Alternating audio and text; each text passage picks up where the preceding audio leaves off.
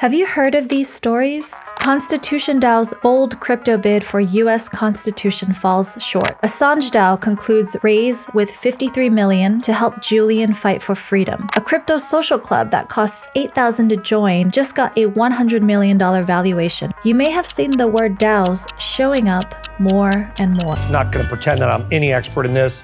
I was learning about a lot of it the last week or so. Decentralized Autonomous Organization, DAO. DAOs and DAOs. I like saying DAO. DAO. 用户可以利用这个 DAO 呢 kind of organization that operates on the blockchain, that allow for collective decision-making from the bottom up. They do not have a central authority in the middle. Instead, the idea is that everybody collectively who's in the DAO can vote on how resources are going to be allocated. Back in 2016, all that we had was, the DAO. Now we have, the Augur DAO, the Compound DAO, Moloch DAO, the Gitcoin DAO. Invest in a DAO is in a way to bet on the wisdom of the crowd. And you can see from that formulation why it's very attractive and also why it's a bit utopian and why some people remain skeptical. So what are DAOs exactly? Linda Xie defines them as a group organized around a mission that coordinates through a shared set of rules enforced on a blockchain. DAOs give people something very important, and that is ownership. The unique offering of DAOs is the issuance of a DAO token. These assets represent ownership in the DAO, granting access to the community and the right to vote on key governance decisions. If I'm a member of a DAO, I feel like I have real stake in what's happening. When it comes to governance, it's about having the ability to influence those conversations before they go to a proposal. It's about the opportunity to make a proposal if you have a good idea. And it's about the opportunity to get paid to work on what you love. I think that in traditional structures, we buy exposures to things that already exist. I think with the new DAO model, you are creating new structures and able to have ownership in the way that they come to life. So that as we go and build cool shit in this world, there are shared assets that we can all collect together that allow us to capture that upside. DAOs have been compared to a variety of things, including a company where a collective of people earn a profit, a city where residents vote on policies, and a community where people gather together around a shared passion. But the best way to understand DAOs is to dive into a few examples. This is IreneDAO. Hello everyone, this is Irene. She's a popular Singaporean influencer with over 500,000 followers across her Instagram and Twitter. This January, she launched IreneDAO, a DAO around, herself. Here's what's interesting. When she launched, there wasn't any value promised. All there were a collection of over 1,000 NFT tribe passes that she gave out to her community for free. Irene is a marketing expert, and she's clearly designed this collection to serve as memes. And it worked. They quickly went viral over crypto Twitter, and these NFTs soared to as high as 8.8 ETH on day one. A percentage of all sales went to fund her DAO's treasury, which is like a central bank account. Investor Mike Novogratz applauded Irene. "I love the hustle. This young woman has created her own brand in a year, and NFTs allowed her to pull her community together." Here's what IreneDAO members get: access to a token-gated Discord chat server where they can submit proposals and vote over how the DAO's treasury would be used. And since this DAO is all about Irene's brand, token values will appreciate in the same direction as Irene's popularity and future success. What's interesting is that Irene set up IreneDAO as a proof of concept for a Web3 social platform she's planning to launch called SoCal. She described it as a decentralized version of OnlyFans, Discord, Twitch, and Patreon that allows other influencers to create their own social tokens. Now, whether this community remains vibrant beyond this initial hype cycle is yet to be determined. So far though, IreneDAO seems to be executing on its mission. She's getting publicity for her future venture, and she's demonstrating the potential for fan communities.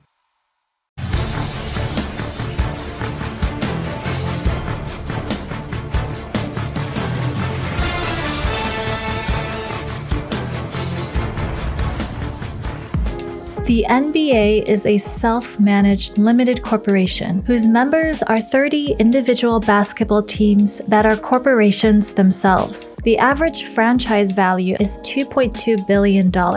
Each NBA team is usually owned by a group of wealthy men. There's one crucial role on NBA teams, and that's the role of the general manager. The GM is the mastermind of constructing the team. They make decisions on which players to draft and trade, which coaches to hire. In other words, the GM has a very specialized expertise. So what does it mean for fans to own a sports team?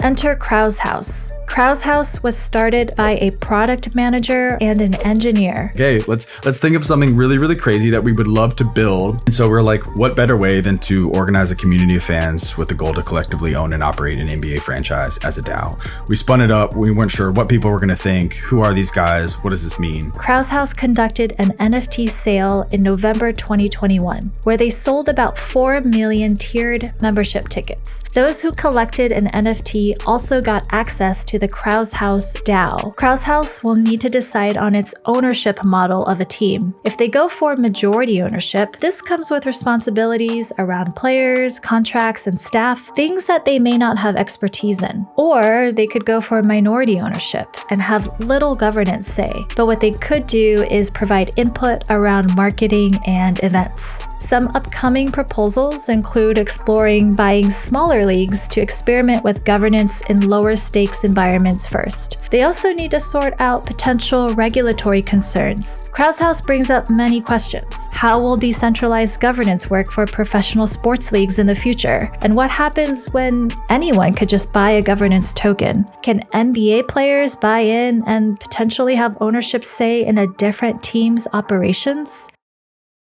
SuperRare is a digital art NFT marketplace where artists and collectors gather together. The platform values curation, so artists must be invited to list their original art on SuperRare's marketplace. It allowed SuperRare to differentiate itself as a platform with higher quality art. And then SuperRare went through what's called progressive decentralization. This is the idea that a platform should initially be run by a founding team that's responsible for finding product market fit. And then they should only relinquish control by small degrees over time when they're ready to decentralize. Only then do they become a DAO. The SuperRare team wanted to open up governance to the community for a few reasons. First, it wasn't very scalable for the central team to have to review every single artist's application. And second, art curation felt like a highly subjective practice, and the team wanted to open up curation to a broader group of people. Today we're introducing the beginning of the SuperRare network. This is an expansion of the platform. The first component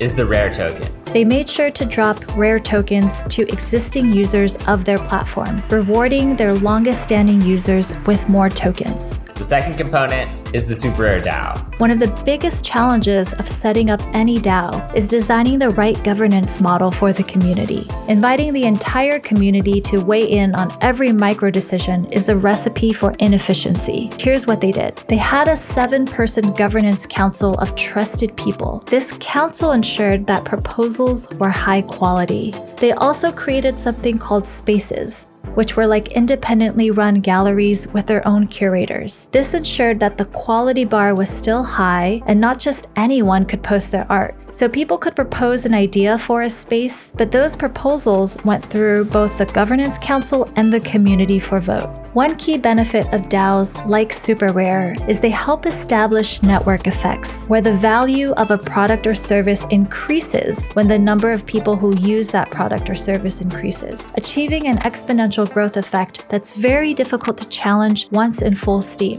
DAOs provide network effects on steroids because token ownership further incentivizes members to dedicate their energy improving and promoting the platform. Imagine this: if TikTok gave their creators ownership and voting power, what might that look like today? Our next example started out as a social immunity. It's called Friends with Benefits, or FWB, and their mission is to bring together folks at the intersection of crypto and culture. Some call Friends with Benefits the de facto home of Web3's growing creative class, aligning incentives of the next generation of artists, creators, and builders. To join this DAO, you not only have to purchase FWB tokens, but you also need to submit a written application that members will then vote on. Today, they like to call themselves a digital city, and they even have a mayor, Alex. But really what initially struck me was the people inside of the organization. So many old friends, my homies from music and fashion and art and tech, and all of them having weird pseudonyms and avatar pictures, and everyone was just hanging out, essentially being degens in a Discord channel. Wow, the internet is fun again. It's sort of a fundamental framework that can be applied to so many things in the past, from every rave or party I threw in college all the way to large-scale conference event community organizing, where you can just see all the benefits of having community-owned verticals make so much sense, because it just drives value to the network as opposed to the explicit corporate entity. When it comes to organizational structure, Friends with Benefits has been very thoughtful about structuring teams and clear roles for their members. And that includes having team leads who get paid a salary for their responsibilities. That structure has led to quick execution. In the span of a few months, FWB members have launched an NFT gallery, a virtual music studio, parties around the world, and their next venture, FWB Cities, aims to scale the DAO's footprint to the real world. Friends with Benefits shows us the power of collective action when the most creative minds are brought together. But they also lead us wondering, how decentralized are they really, with their closed membership and a mayor who runs the city?